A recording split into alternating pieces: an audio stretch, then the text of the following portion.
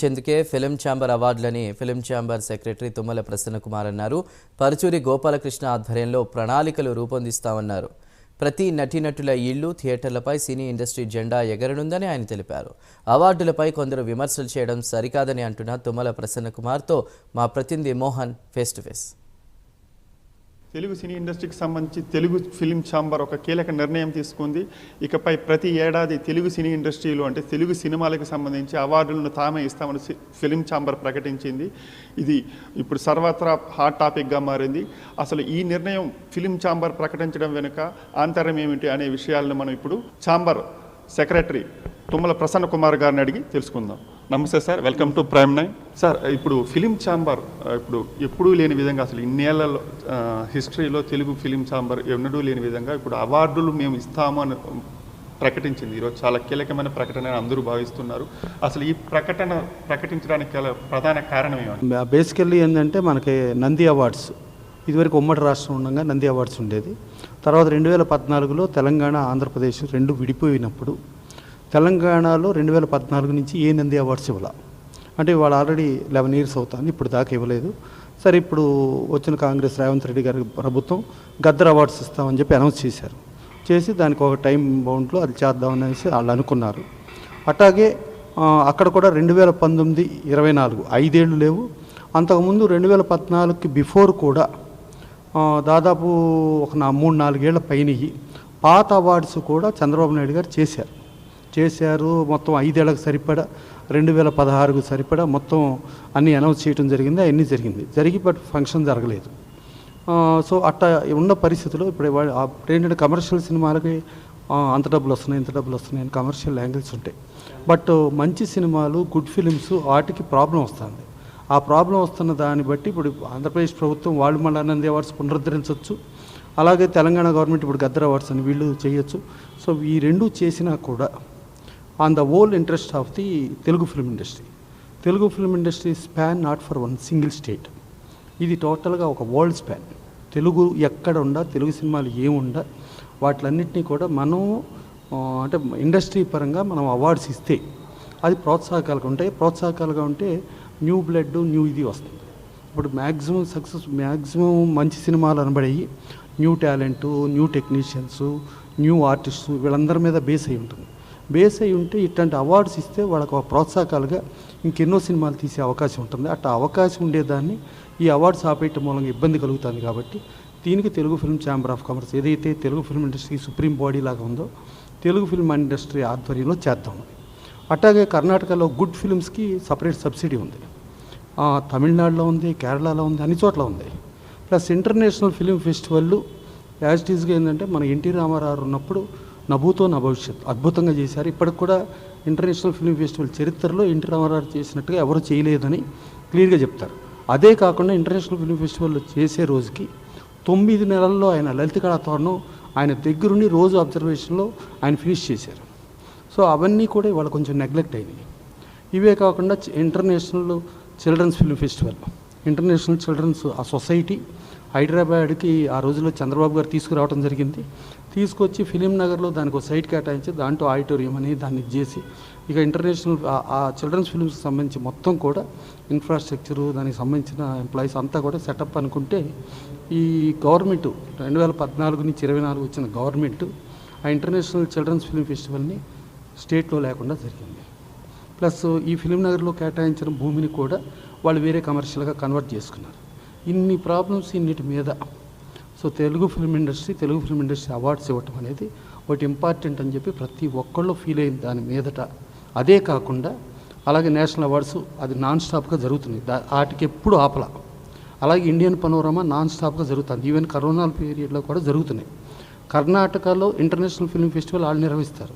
ఇది కర్ణాటక గవర్నమెంట్ ఆధ్వర్యంలో ఉన్న చలనచిత్ర అకాడమీ వాళ్ళు చేసి Asian awards, national awards plus local awards అట్లా చేస్తారు. అలాగే కేరళలో ఇంటర్నేషనల్ ఫిల్మ్ ఫెస్టివల్ జరుగుద్ది, బెంగాల్లో ఇంటర్నేషనల్ ఫిల్మ్ ఫెస్టివల్ జరుగుద్ది, ముంబైలో ఇంటర్నేషనల్ ఫిల్మ్ ఫెస్టివల్ జరుగుద్ది, అలాగే ఢిల్లీలో. ఇవన్నీ గవర్నమెంట్ ఆధ్వర్యంలో, సెంట్రల్ గవర్నమెంట్ ఆధ్వర్యంలో పర్మనెంట్ వెన్యూ కింద గోవాలో చేస్తారు. సో మనకి ఈ 2 రాష్ట్రాల్లో ఇవన్నీ ప్రాబ్లమ్స్ ఉన్నాయి. ఈ ప్రాబ్లమ్స్ మూలంగా మనం ఇండస్ట్రీ పరంగానే చేస్తే ప్రోత్సాహకాలుగా ఉంటాయని ఒకటి. అలాగే నేషనల్ అవార్డ్స్, ఇండియన్ పనోరమా ఏదైతే సెలెక్ట్ అయినాయో ఆ టెక్నీషియన్స్కి వాళ్ళకు కూడా ఇండస్ట్రీ పరంగా వాళ్ళకి సన్మానం చేసి వాళ్ళకు మొమెంటో ఇచ్చి వాళ్ళ ప్రోత్సాహకాలుగా చేద్దామనేది ముఖ్య ఉద్దేశం. అంటే ఛాంబర్ తరఫున ఇప్పుడు మీరు చెప్పారు కొన్ని నంది అవార్డులు అయితే ప్రకటించారు కానీ దానికి సంబంధించిన ఫంక్షన్ జరుపుకోలేదు అన్నది.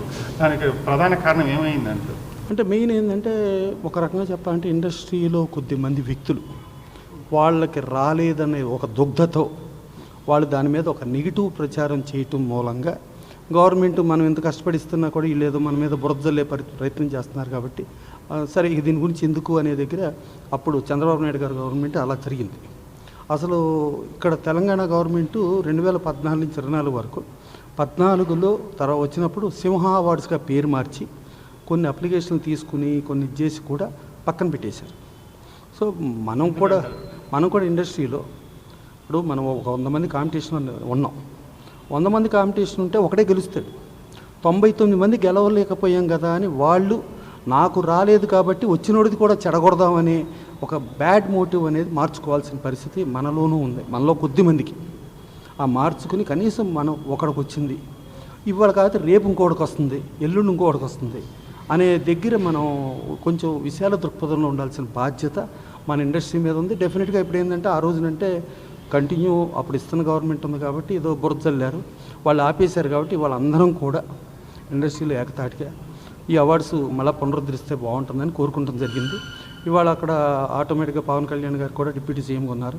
సో చంద్రబాబు నాయుడు గారు కూడా లక్కీగా ఆయన కెరీర్ స్టార్ట్ అయినప్పటి నుంచి సినిమాటోగ్రఫీ మినిస్టర్, సినిమాలతో అనుబంధం ఉన్న వ్యక్తి.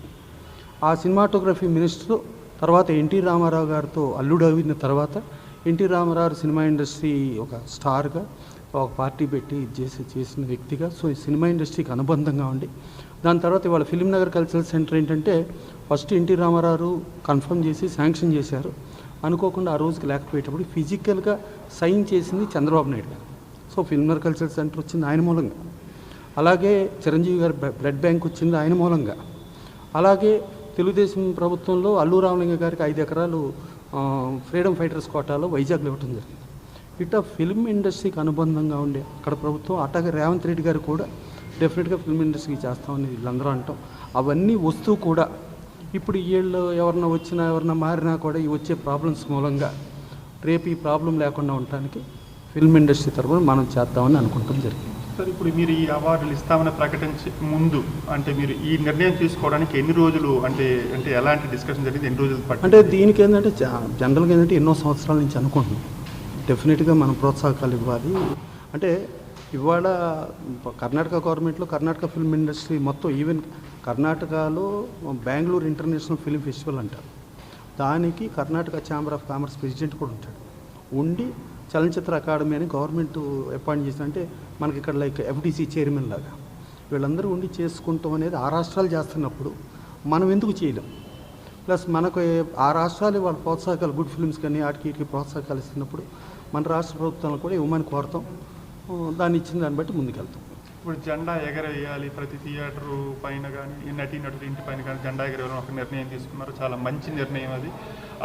రూపకల్పన వచ్చేసి పర్చూరు గోపాలకృష్ణ వంటి గొప్ప రైటర్కి ఇచ్చారు. సో మీరు ఎలాంటి సూచనలు ఏమైనా చేస్తున్నారు? అంటే జనరల్గా ఏంటంటే మాకు యాజ్ ఇట్ ఈజ్ హుదూద్ తుఫాన్ అప్పుడు మేము దానికి ఒక డిజైన్ చేసాం, ఒక పీకాక్ యాంగిల్లో తెలుగు ఫిల్మ్ ఇండస్ట్రీ అనేది ఒకటి ఇచ్చేసాం. ఫస్ట్ ప్రయారిటీగా ఆ జెండాకి అదే రూపం ఇచ్చేద్దామా లేకపోతే ఏంటి అనేది ఒకటి నిర్ణయం తీసుకోవాలి. మోస్ట్లీ 90% అదే రూపం ఇచ్చేసే మూడ్లో ఉన్నాం. ఇంకా దానికంటే ఏదైనా బెటర్ సజెషన్ వస్తే బెటర్ సజెషన్ ఫాలో అవడం జరుగుతుంది. అంటే ఎన్ని రోజుల్లో ఈ అనౌన్స్మెంట్ రాస్తారు? అంటే నెక్స్ట్ జెండా అంటే ఇప్పుడు అదే ఈ అవార్డ్స్ ఇదంతా అనుకున్నది ఏంటంటే ఫిబ్రవరి 6వ తారీఖు నెక్స్ట్ ఇయర్ అంటే సినిమా పుట్టినరోజు అనుకుంటున్నాం కదా. సినిమా పుట్టినరోజులో కూడా 2 విధానాలు ఇది ఉంటాయి.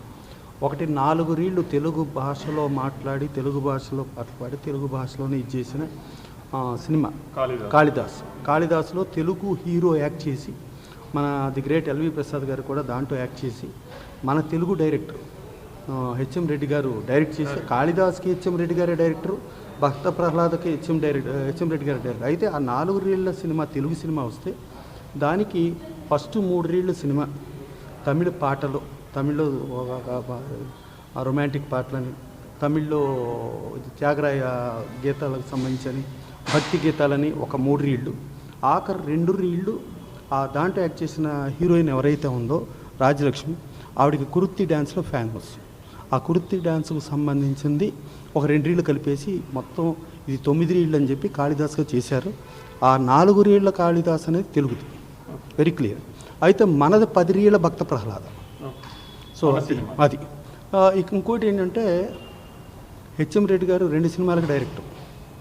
ఓకే, ఎల్వి ప్రసాద్ గారు ఆలమర హిందీ సినిమాకి ఆయన యాక్ట్ చేశారు.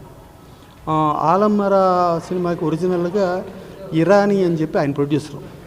ఆ ఇరానీ అని ఆయన బాంబే స్టూడియోలో ఇదైన తర్వాత ఈవెన్ అసలు సౌత్కి కూడా ఎంటర్ అవుదాం అనే దగ్గర సౌత్లో ఆ కాళిదాసు భక్త ప్రహ్లాద యాంగిల్లో హెచ్ఎం రెడ్డి గారిని పెట్టుకుని ఆ ఇరానీ గారు ఆపరేషన్ చేశారు. చేయబట్టి అట్టా వచ్చింది. అప్పుడు నేషనల్ వైజ్గా ఫస్ట్ తెలుగు సినిమా అనేది 4 రీళ్ళ కాళిదాసు ఒక పద్ధతి అనుకుంటే 10 రీళ్ళ మొత్తం సినిమాగా భక్త ప్రహ్లాద వస్తుంది. సో దాని తర్వాత తమిళకి వచ్చేటప్పటికేమో వాళ్ళు హరిశ్చంద్ర వాళ్ళు చేసుకున్నారు, అదే వాళ్ళ ఫస్ట్ సినిమా అవుతుంది. కానీ కాళిదాసునే వాళ్ళ ఫస్ట్ సినిమా అని చెప్పి వాళ్ళు ఎందుకంటే హీరోయిన్ తమిళ హీరోయిన్ తంజావూరుకి సంబంధించిన రాజ్యలక్ష్మి మూలంగా అదొకటి. వాళ్ళు అంటే జనరల్గా ఏంటంటే మనకు మద్రాసు ఆంధ్ర కలిపి ఉన్నప్పుడు కూడా అది చెన్నపట్నం, ఇప్పుడు మద్రాసు తమిళనాడు అయిపోయింది, ఆంధ్ర తోలేశారు.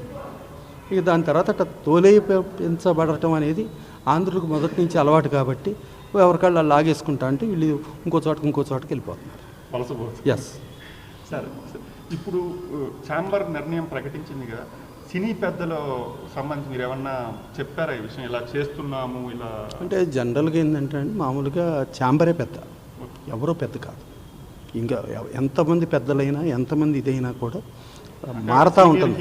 కాదు, బేసికల్లీ ఏంటంటే తెలుగు ఫిల్మ్ ఇండస్ట్రీకి Telugu film chamber of commerce is the supreme body. ఆ సుప్రీం బాడీలో కొత్తగా వచ్చిన అప్రెంటిస్ నుంచి కురువృద్ధుడు దాకా ఉన్న సినిమా ఇండస్ట్రీ వరకు అందరూ cinema industry. But chamber is the supreme body. ఈ ఛాంబర్లో ప్రొడ్యూసర్స్, డిస్ట్రిబ్యూటర్స్, ఎగ్జిబిటర్స్, స్టూడియో 4 సెక్టార్లు ఉంటాయి. ఆ ప్రొడ్యూసర్స్ కౌన్సిల్ కూడా దాంట్లో అనుబంధంగా ఉంటుంది. మూవీ ఆర్టిస్ట్ అసోసియేషన్ కూడా దాంట్లో అనుబంధంగా ఉంటుంది.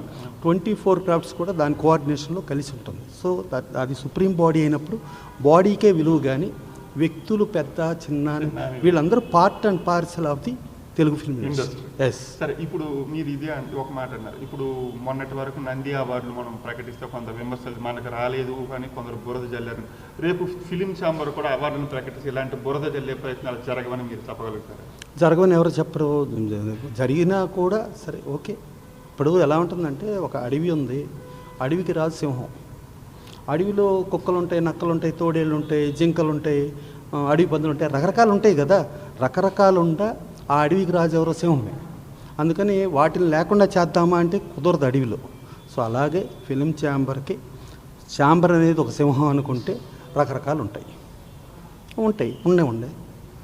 Okay, all the best sir. Okay, thank you. ఇది ఫిలిం ఛాంబర్కి సంబంధించినటువంటి సినిమా అవార్డుల ప్రకటనకు సంబంధించినటువంటి వివరాలను తుమ్మల ప్రసన్న కుమార్ గారు తెలియజేశారు. ఇది ఈ విశేషాలు. కెమెరామెన్ శేఖర్తో మోహన్, ప్రైమ్ న్యూస్, హైదరాబాద్.